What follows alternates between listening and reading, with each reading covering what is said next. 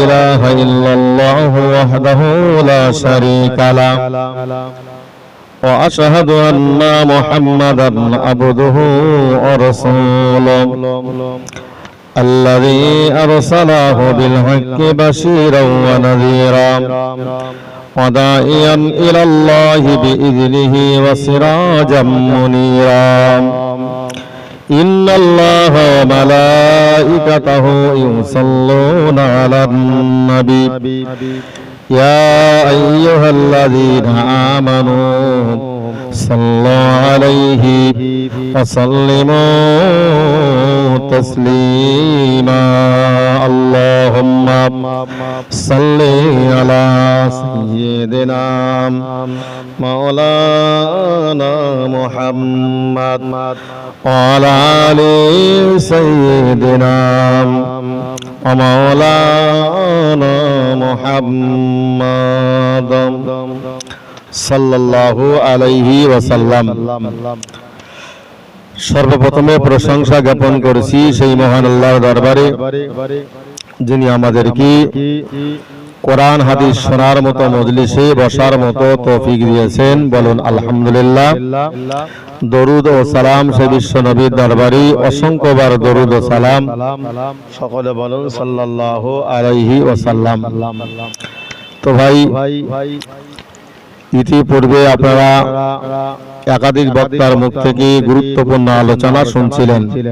আমি আপনাদের কাছে কিছু আলোচনা করার নিয়ত নিয়ে বসেছি। আল্লাহ যেন আমার মুখ থেকে কিছু কথা বলিয়ে নেন, আপনাদের শোনার তৌফিক দেন। সকলে বলুন আমিন। ভাই, দরুদ শরীফ আমরা পড়ি। ওয়াজের মাহফিলে একরকম দরুদ পড়ি, নামাজের ভিতরে আমরা দরুদ ইব্রাহিম পড়ি। আল্লাহুম্মা সাল্লি আলা মুহাম্মাদিন ওয়া আলা আলি মুহাম্মাদিন কামা সাল্লাইতা আলা ইব্রাহিম, এই দরুদটা আমরা পড়ি। মূল উদ্দেশ্য হলো নবীর প্রতি দরুদ প্রেরণ করা। দরুদ শরীফ প্রেরণ করলে পরে অনেক নেকির অধিকারী হওয়া যায়। যদিও একেবারে শেষ লগ্নে সময় বেশি নেব না, অল্প সময়ের ভিতরে দোয়া সবরসানি শেষ করব ইনশাআল্লাহ। সরাসরি আমি বক্তব্যের দিকে এগিয়ে যাচ্ছি। দরুদ শরীফ পড়লে হাদিস শরীফে এসেছে, রাসূল জানিয়েছেন, মহান আল্লাহ অভাব অনাটনকে আল্লাহ দূরীভূত করে দেন। যদি রাসূলের প্রতি দরুদ প্রেরণ করা হয়, দুঃখ দুর্দশা দূরীভূত হয়।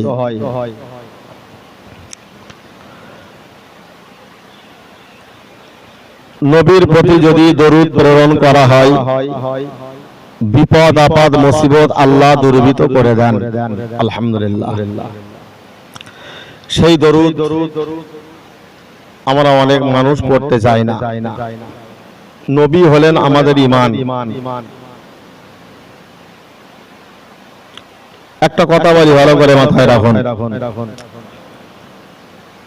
একজন বাদশা ছিলেন, তার নাম হলো সুলতান মাহমুদ গজনবী রহমতুল্লাহ আলাইহি। তিনি সেই জমানার বড় একজন বাদশা। তো তিনি গভীর রাত্রিতে নবীর মহব্বতে 300 বার করে প্রত্যেকদিন রাত্রিতে তাহাজ্জুদে নামাজ পড়ে 300 বার করে দরুদ শরীফ পড়ে তিনি ঘুমিয়ে পড়তেন। পৃথিবীর কোনো মানুষ জানে না, স্ত্রী পুত্র ছেলে মেয়ে কেউ জানে না, কেবলমাত্র অবগত রয়েছেন মহান আল্লাহ।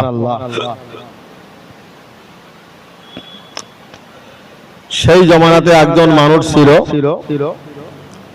সেই মানুষটি অত্যাধিক সমাজে ঋণগ্রস্ত হয়ে যাওয়ার কারণে মসজিদে গিয়ে আল্লাহ আল্লাহ করেন, আর নবীর প্রতি দরুদ পড়েন, দরুদ পড়তে পড়তে সেই নামাজের পাটিতে ওই ব্যক্তিটি ঘুমিয়ে পড়ে। আল্লাহ বান্দা বলে রাখুন, ওই মানুষটি যখন দরুদ শরীফ পড়ে, নবীর মহব্বতে দরুদ পড়ে, যখন আবার ওই নামাজের পাটিতে ঘুমিয়ে পড়েন, ওই নামাজের পাটিতে যেই না ঘুমিয়ে পড়েন, কোন একদিন কিতাব লেখকরা লিখেছেন, কোন একদিন বিশ্ব নবী হাবিবুল্লাহ জনাবে মুহাম্মদ রাসূলুল্লাহ সাল্লাল্লাহু আলাইহি ওয়াসাল্লাম ওই মানুষটির কাছে এসে বললেন, আল্লাহর বান্দা মনে রাখুন, আপনি কেন এত পরিমাণে দরুদ শরীফ প্রেরণ করেন? ওই সময় বললেন, আমি এত পরিমাণে ঋণগ্রস্ত হয়ে আছি, তাই আমি নবীর মহব্বতে দরুদ শরীফটা আমি তেলাওয়াত করি, দরুদ শরীফটা আমি পড়ি। আল্লাহর বান্দা আপনি মনে রাখুন, ওই দরুদ শরীফ প্রেরণ করার পরে নবী মুহাম্মদ রাসূলুল্লাহ বললেন, আল্লাহর বান্দা আপনি মনে রাখুন, এই দরুদ শরীফ পড়ার কারণে আমি আর থাকতে না পেরে আমি চলে এসেছি। আমি একটা কথা বলি, মনে রাখো। আল্লাহ নবী বললেন, আল্লাহর বান্দা, এই জমানার সবচাইতে বড় বাদশা হলো সুলতান মাহমুদ গজনবী। সুলতান মাহমুদ গজনবীর কাছে গিয়ে বলো, আল্লাহ নবী আমাকে 300 দিরহাম টাকা দিতে বলেছে, 300 দিরহাম আমাকে দেওয়ার জন্য বলেছেন। নবী মুহাম্মদ রাসূলুল্লাহ চলে গেলেন। ওই মানুষটি সকালবেলাতে বাদশার দরবারে গিয়ে তিনি হাজিরা দিলেন। বাদশাহ দরবারে হাজিরা দেওয়ার পরে বাদশাকে গিয়ে বাদশাহ দরবারে হাজিরা দিলেন, কিন্তু মনে মনে চিন্তা করলেন, বাদশাহ যদি আমাকে জিজ্ঞাসা করে আল্লাহর নবী যে টাকাটা দিতে বলেছে তার প্রমাণ স্বরূপ কি নিয়ে এসেছে? ওই মানুষটি যখন আর সুলতান মাহমুদ গজনবীকে টাকার কথা আর বললেন না, টাকার কথা বললেন না, প্রমাণ চাই আমার কাছে, তো আমি বাদশাকে কি প্রমাণ দেব? ওখান থেকে আবার ফিরে এলেন। তারপরে দিন আবার গভীর রাতটা হয়ে গেল। ওই ব্যক্তিটি, ওই মানুষটি নবী মুহাম্মদ রাসূলুল্লাহ সাল্লাল্লাহু আলাইহি ওয়াসাল্লামের মহব্বতে আবার দরুদ পড়তে পড়তে ওই নামাজের পাটিতে ঘুমিয়ে পড়লেন। আল্লাহর নবী আবার দ্বিতীয় দিন এসে হাজির, বলছে, আল্লাহর বান্দা আপনি বলুন না আবার কেন এত পরিমাণে দরুদ পড়া হলো? বলে, ইয়া রাসূলুল্লাহ, ইয়া হাবিবাল্লাহ, হুজুর আপনি আমাকে বলেছিলেন, কিন্তু আমি বাদশার দরবারে গিয়েছিলাম, যাওয়ার পরে মনে মনে চিন্তা করলাম যে বাদশাহ যদি আমাকে, আমি যখন বাদশার কাছে 300 দিরহাম চাইব, বাদশাহ যদি ঘুরে আমাকে জিজ্ঞাসা করে আল্লাহ নবী আপনাকে টাকা দিতে বলেছে, তার প্রমাণ স্বরূপ কি আমার কি নিয়ে এসেছেন? ইয়া রাসূলুল্লাহ, ইয়া হাবিবাল্লাহ, হুজুর বাদশা যদি আমাকে এটা জিজ্ঞাসা করে, তাই আমি চিন্তা করে জিজ্ঞাসা না করে আবার ফিরে এলাম। ওই সময়তে দিনের নবী মুহাম্মদ রাসূলুল্লাহ বললেন, আল্লাহর বান্দা মনে রাখুন, বাদশা যদি জিজ্ঞাসা করে প্রমাণ স্বরূপ কি নিয়ে এসেছেন, ওই সময় আপনি বলে দেবেন আপনি গভীর রাত্রে কেউ জানে না আল্লাহ ছাড়া আপনি নবীর মহব্বতে 300 বার করে প্রত্যেক দিন দরুদ শরীফ পড়ে ঘুমিয়ে পড়তেন। এই কথাটি শুধু শুনিয়ে দেবে, দেখবেন আপনাকে 300 দিরহাম দিয়ে দেবে। ওটাকে নিয়ে আপনি সমাজে বুকে ঋণ মুক্ত হবেন। জোরে বলুন সুবহানাল্লাহ। শুধু এতটুকুই বলে দেবেন, দেখবেন ঋণ মুক্ত হওয়া যাবে। সকালবেলা উঠেই বাদশা দরবারে গিয়ে হাজির, লতি গিয়ে বলছে, বাদশা যা পানা, আল্লাহর নবী আমাকে 300 দিরহাম দিতে বলেছে। আল্লাহর বান্দা মনে রাখো, ওই সময় বাদশা ঘুরিয়ে জিজ্ঞাসা করলেন, আল্লাহর বান্দা আপনি বলুন না আল্লাহ নবী আপনাকে 300 দিরহাম দিতে বলেছে, আমার দেওয়ায় কোনো আপত্তি নয়, আমি অবশ্যই দিয়ে দেব।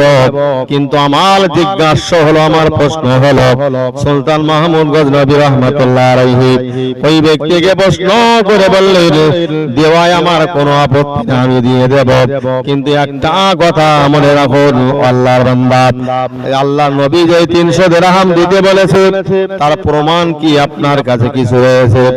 ওই সময়তে ওই ব্যক্তি বলে দিলেন, ও বাচ্চা জাহাপানা, আপনি মনে রাখুন, আপনি গভীর রাত্রে সবাই যখন ঘুমিয়ে পড়তো, সবাই যখন ঘুমিয়ে যেত, ওই গভীর রাত্রে আপনি 300 বার করে নবীর প্রতি মহব্বতে দরুদ প্রেরণ করতেন।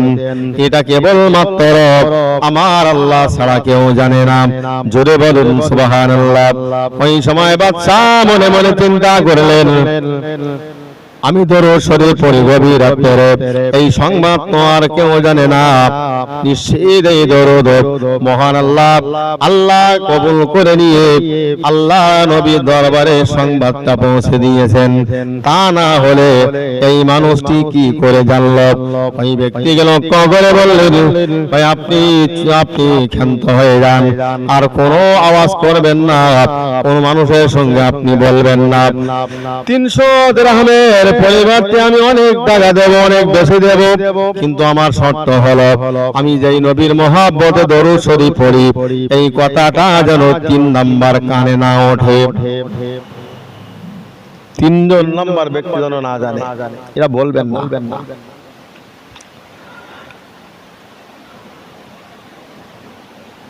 আল্লাহর বান্দা আপনি মনে রাখুন, ওই সময় বাদশা জাহাপানা বললেন, আল্লাহর বান্দা আপনি মনে রাখুন, গভীর রাত্রে যখন আমি তাহাজ্জুদের নামাজটা পড়ি, ওই গভীর রাত্রে ঘুমিয়ে পড়তাম, পৃথিবীর কোনো মানুষ জানে না, পৃথিবীর কোনো মানুষ জানে না আমি এই গভীর রাত্রে নবীর মহব্বতে ওই তাহাজ্জুদের পরে আমি নবীর মহব্বতে দরুদ শরীফ পড়তাম। এই সংবাদ পৃথিবীর কোনো মানুষ জানে না, একমাত্র আল্লাহ আর আমি ছাড়া আর কেউ জানে না। আল্লাহর বান্দা আপনি মনে রাখুন, নবীর প্রতি যদি মহব্বতে দরুদ পড়া হয়, নবীর মহব্বতে যদি দরুদ শরীফ পড়া হয়, আপনি মনে রাখুন ওই দরুদ পড়ার কারণে আল্লাহ পাক আল্লাহ তাআলা সন্তুষ্ট হয়ে আপনার জীবনের গুনাহগুলোকে আল্লাহ maaf করে দেবেন। জোরে বলুন সুবহানাল্লাহ। না না, শুধু তাই নয়, দরুদ শরীফ যদি আপনি পড়েন, আপনার সংসারে অভাব অনাটনকে মহান আল্লাহ দূরীত করে দেবেন। দরুদের এত ফজিলত, সেই দরুদ আজকে আমরা অনেক মানুষ আছি যারা আমরা পড়তে চাই না।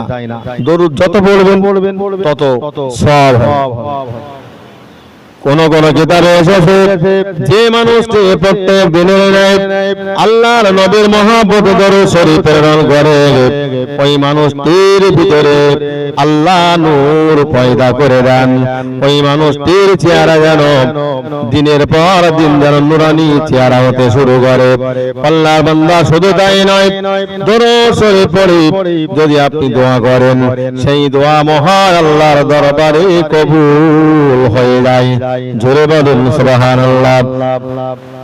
এই দরুদ এত মর্যাদা, এত গুরুত্ব, আজকে সেই দরুদ যদি আমরা পড়ি, অনেক মানুষ আছে সেই দরুদ শরীফ আমরা পড়তে চাই না। আল্লাহর বান্দা মনে রাখো,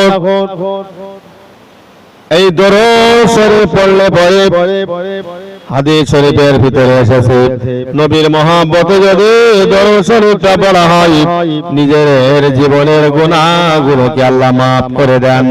যদি নবীর মহব্বতে সত্যি যদি নবীর মহব্বতে দরুদ পড়া হয়, দরুদ পাঠ করা হয়, আল্লাহ পাক আল্লাহ তাআলা ওই মানুষটির জীবনের সমস্ত গুনাহগুলোকে আল্লাহ maaf করে দেন। শুধু নবীর ওই দরুদ পড়ার প্রতি মহব্বতে দরুদ পড়ার কারণে ওই মানুষটিকে আল্লাহ বেগানা মাসুম বানিয়ে দেন। দরুদ আমাদের পড়তে হবে।